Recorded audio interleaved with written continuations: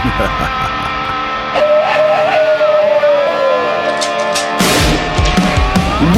the fighters, the up all nighters. We're cut from a different kind of cloth. Yeah, we going full throttle, drinking whiskey from the bottle. We're the ones that win, no matter the cost. When the smoke clears, the battle's won. Well, welcome to this extra episode of the Wrestling Guild. My name is Chris Mary Holtman. With me I have Nick E. Anderson, and we are going to talk about Zero Fear, One Night Only. Nick, how are you doing? I'm doing pretty good. Just, chilling, enjoying summer, just trying to stay out as much as possible. Enjoy the weather while it's here. How about you? I'm living the life, just taking it easy. Doing all those things, doing all those things that you're supposed to do when you're on vacay. On your vacay, yeah? Awesome. Well, as everybody knows by this time, the Wrestling Guild is part of the SLTD Wrestling Network, podcast network. You can find us on Spreaker. You can find us on any place that you happen to find podcasts. And, of course, on sltdwrestling.com. We're going to talk about Zero Fear today. And we'll do, like we always do, just kind of give each match a star rating. And maybe also talk about who we would like to see back at Impact. What do you say about that? Awesome. Sounds good. Yeah. Well, I think we'll just jump right in. We started off with a pretty interesting match between Desmond Xavier versus Matt Sydal. How did you like this match? I mean, for an opener, it was a good match. Like, I don't know, but I really like Desmond Xavier. I mean, he performed well. He executed some nice moves. And both of them know how to work together, and therefore we could get some good teamwork while they're while they're wrestling against each other as well. But in this particular match, like Matt, he stepped up his game and really, dominated Desmond at some points, and that's really how he won. He really stepped up his game. He did, and I think that this was a good match. I gave it 4 stars just because it was just. They both play to the strength, and Matt Sydal has definitely changed his game up and is kind of a different type of wrestler now than he was before, and I think that that's great. He wins, of course, with a pump handle, kind of like I don't know if they have a name for it yet, but the pump handle kind of pin that he does, the slam for the 1, 2, 3, and I think that was great. Yeah, I'll give it like 3.5. 3.5. I'm satisfied. It was a good match. Yeah. We had the Desi Hit Squad come out again, this time with Gama Singh, who I think cut a promo in the beginning. Although I did not quite understand it. And I think as we have detailed before on our regular podcast, I don't know if Gama Singh actually... I don't know if he does anything for me, really. I don't know if he... If he makes or breaks them. His personality is a bit like, I don't know. I've never really seen it before. The way he treats other people, and he looks like a dad that's pissed off, or I don't know, like a grandpa maybe. I'm not sure. But yeah, Gama Singh, it is what it is. It is what it is. We had the Desi Hit Squad faced the Desmond Quicksilver and Aiden Prince in a pretty decent match, although I did think that Desmond Quicksilver and Aiden Prince were actually the stars of this show. Or of the showing. The Desi Hit Squad win most of all because of kind of they win. They do their they have this really weird finisher that I don't know what it is, but it ends up being a sky high in the end. Which I think is the simplest finisher. But anyway. I think this Hit Squad were a bit maybe lost. I don't know. Quicksilver and Prince, I'm totally fine with them. They did okay. First impression, I'm totally fine. But I don't know. This Hit Squad, I'm expecting a bit more. We've seen them a couple of times here and there, but maybe time to step up the game. Maybe I think so. Give us more. I think so. I don't know. So this match was a bit... I gave it 3 stars. It was good enough, but not more than that. 2.5. Okay. Then we had Madison Rayne versus Casey Spinelli. Two scoops. Casey Spinelli, we've seen several times. She's always a good time to watch because she's kind of fun. She was yelling at Josh Matthews all the time, saying that he was going to be a widower, that he wasn't going to have a wife anymore. That was kind of fun. I mean, that's Madison. Awesome. She's so good. But this was a good match. I mean, as I said, I've said this several times before. I think since Madison Rayne has returned, she has definitely stepped up her game. She shows that she has developed. She shows that she's a lot better than she was. And it was all good. She wins with cross reigns.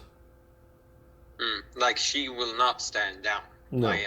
I think Casey Spinelli was dominating a bit in the beginning, but then towards more the end or the middle segment of the match, like, she would not stand down. She would keep going, and that's really how she won. I mean, she killed it really, and then that's how she granted her win. Really. Yep.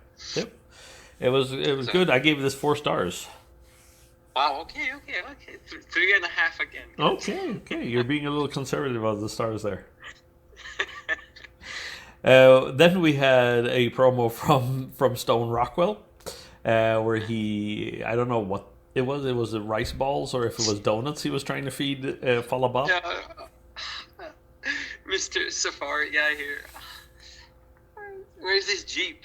I haven't seen his Jeep. I'm expecting him to own a Jeep, goddamn. Yeah. Oh well.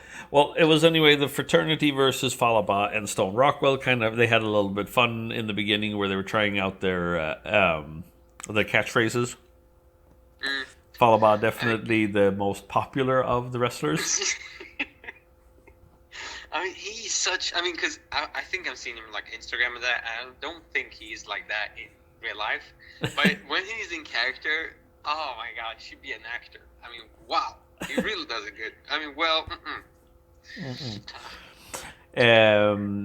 Anyway, Rockwell and Bahh hit their finishers for the win over the Fraternity. I thought that the Fraternity were a good team as well, just like how Quicksilver and Prince were a good team.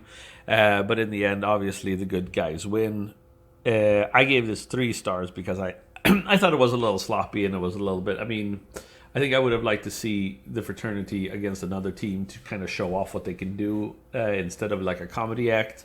It would have been probably better. Yeah, I mean, it was a fun and cool match, but I think it was a solid and good match. Not maybe perfect, and like Channing and Trent, they kept like attacking, but they really didn't do much, even though like they were on, like a lot of times they were trying attacking, but really with no results. So yeah, it was a bit sloppy at times. So yeah, 3. Then we had an Eddie Edwards interview where Eddie Edwards says that he's the new Eddie Edwards and he's going to beat Trevor Lee, or Trevor Lee is going to find out. And then we had Eddie Edwards versus Trevor Lee. I thought that this was a great match. Eddie Edwards versus Trevor Lee. They're both great wrestlers. Eddie Edwards really taking it to Trevor Lee. Interesting how you kind of have Trevor Lee, who is like a bad guy, but is facing like a badder guy or a worse guy. But this match was a bit weird as well. I mean, it wasn't. I don't know. Did you enjoy it too? I enjoyed it, especially with the fact that Eddie hit Trevor Lee over the head with like a bag of chips. I don't know if it was Pringles or Doritos. Or was it popcorn? And the crowd was going wild for this. I think that's what made it so fun, because the crowd was really going wild. And I mean, it's something fresh as well. But I mean, for me at least, I haven't never seen someone like knock someone out with Yeah, no, I know. It was fun. I gave it 4. I gave it 4 stars just because of the bag of chips or popcorn or whatever it was. I'll give it 4 stars as well for the bag of chips. Eddie Edwards wins in the end, at least. And that's what I'm happy about, because I don't really.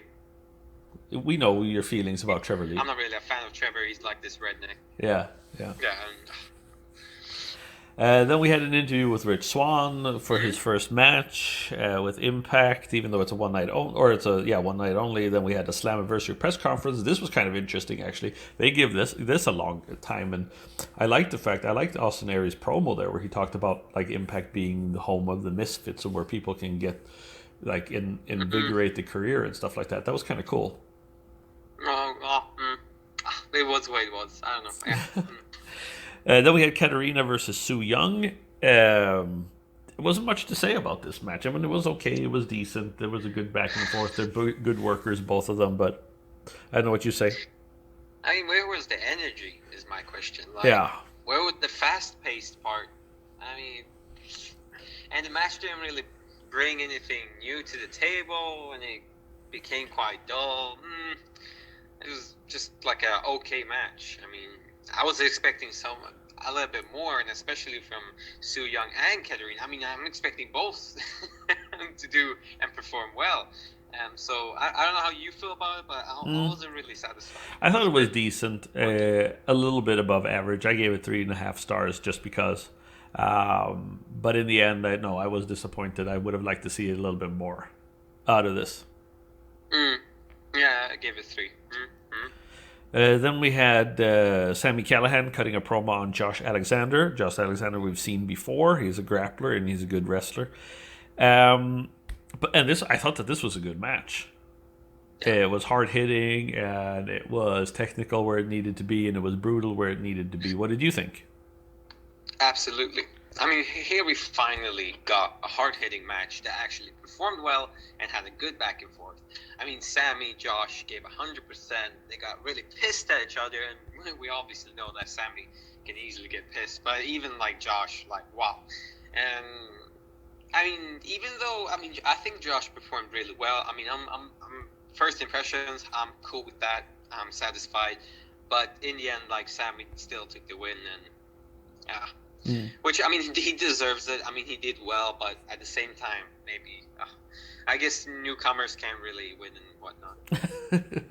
I gave it 4 stars. Yeah, 4. Absolutely. Wow. So, yeah, Sami Callihan won, but he deserved it. Yeah. He got one with the "Get Out of Here" or whatever his move is called. So, yeah. Yeah. Then we had Austin Aries cut a promo on Rich Swann, just saying that they were both miscast in the WWE. And they were both going for the cruiserweight. They were in the what is called 205, which is their cruiserweight division, which is kind of like WWE's version of the X division. But nobody really cares about the cruiserweight division there. But yeah, he's going to crush Sami, or crush Rich Swann. So it was Rich Swann versus Austin Aries for the World Heavyweight Championship. This was a great match, I thought. Yeah. You could tell that these guys know each other and are, work well together. I thought that this was just great. I don't know what you thought. I mean, my first thought was like, yeah, Rich would get his ass kicked by Austin, and that would be it.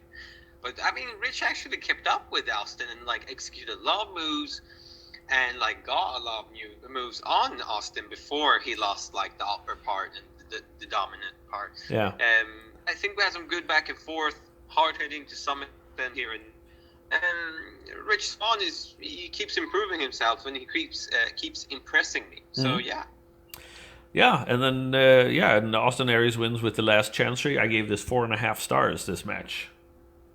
Wow, 4. Okay, 4.5. Okay. I'll give 4. Okay. Then we had the main event: Eli Drake versus Pentagon Jr. versus Moose. This match, and it started with Eli Drake cutting an awesome promo about that he needed to get to Mississauga, and how everybody was trying to stop him from getting there. And there was bunch of dummies, and it was a bunch of, I gotta get to Mississauga. And it was just, I mean, even though it was kind of a heelish promo, he got the audience to eat out of his hand. Yeah. Well, yeah, that is so accurate. Oh, yeah, well. It was. I thought it was spot on, and I'm so glad that they have signed him to a long-term contract, because they really need people like Eli Drake. Yeah, I I was actually reading down the social medias, like in the comments and whatnot. People are like, they need to really stick with Eli, because like without him, they would lose the whole company would just collapse. So that was really interesting to see. Wow. And this match was awesome. I thought that these guys just put it all out there. It was just so great. This is the way a three-way should be. I gave this five stars. I gave it 6 out of 5. Can you do that? Is that possible? Well, I mean, you just did it. You just did. Best match out of all of them. I mean, all three gave 100%. Performed hard-hitting, fast-paced moves, and like there was a good back and forth, and it wasn't too fast for the audience to keep up. You know, when there's 3 people, it's a lot harder, at least for me, to keep up. But here, that was not the issue. I mean, a very good match and a perfect match to end the show with. Yeah, especially absolutely. with Moose being on top. I mean, I think Moose performed really good as well. Yeah, Pentagon Jr. wins with the Penta Driver here for 5 stars. So, I mean, yeah. No. So, what would you give this? Well, if you would rate this, what would you rate this show? One night only. I was a bit disappointed, but this last match. I mean, should we give a letter, or do you want to? No, give it a letter. Give it a letter. Give it a letter. Maybe B. Maybe a solid B, I would say, because we had some matches here and there, but then towards the end, Austin Aries, Rich Swann, Sami Callihan, and Josh Alexander. Yeah, I think think the last one. I think the 3 final matches really picked it up, and I would give it a B too, but not more than that, not a B plus. But I think it gave it a B just because of the 3, yeah, the 3 last matches, basically. Yeah, I mean, they really destroyed my expectations. Yeah, I mean, I wasn't really expecting this, so wow. And who would you like to see in Impact? I mean, because Rich, but is Rich an Impact or not? Well, I mean, I guess he's not officially on the roster yet. I don't think he's signed a long-term deal. We know that Tessa Blanchard just signed a long-term deal that was announced yesterday. But we don't know yet what the deal is with Rich Swann. If he wants to keep himself kind of open to other things or not. Because, I mean, rather than that, I mean, I can't really see anyone else, really. I mean, do you have a suggestion? Or? I would maybe see, like, Josh Alexander, maybe. Oh. I mean, yeah, out of all of them, that would be, Rich or Josh. Because all of the other ones were a bit weird, and Channing and Trent were a bit weird, and then you had Atlantis and Ace Austin, Prince, Quicksilver, Yeah. I would say, just like you say, Josh or Rich. Okay. Well, that was it for this special edition of the Wrestling Guild. You can follow us on all social medias: Facebook, SoundCloud, YouTube, Instagram, Twitter, everything like that. You can find us on sltdwrestling.com. You can find us on Spreaker and Stitcher.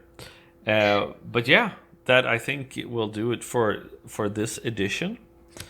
This extra edition, we'll return talking about Rise of the Knockouts as well. Yeah, well, I've just seen so much positive feedback on in social media, so hopefully I'm expecting a lot from that. Yep. Interesting. Wow. Well, Nick, it's been a pleasure once again. We will talk next week. For Nick Anderson, my name is Chris Mary Haltman, and have a good one. We'll be the